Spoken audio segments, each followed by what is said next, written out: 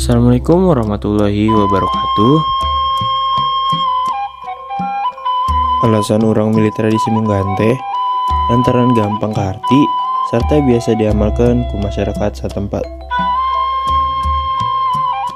Menurutkan buku Traditions of Welcome Ramadan in Indonesia and the World karangan Yeti Nurmayati, munggahan teh asalna tina kecap basa Sunda, unggah anu artina teh naek. Dina istilah, munggahan bisa diartikan naik ke bulan suci atau derajat luhur.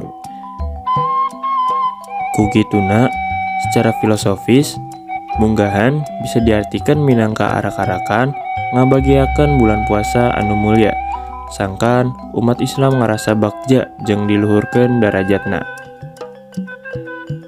Nu dilakukan dina waketos munggahan nyaeta ngumpul sareng kaluarga sareng baraya, dahar babarengan atau mindeng disebut botram, silih hampura, sholawat babarengan, buka tempat wisata sareng kaluarga, pangdeketna anjeun, ziarah ka kuburan kolot atau nyekar atau jalma soleh. Saterusna ya ngamalkeun sedekah dina poe samemeh bulan puasa atau disebut sedekah muploat. Sedekah sabenerna kacida dianjurkan pikeun dipigawe unggal poe. Sedekah muploat sekedar bagian tina tradisi pikeun ngalengkapan muploat.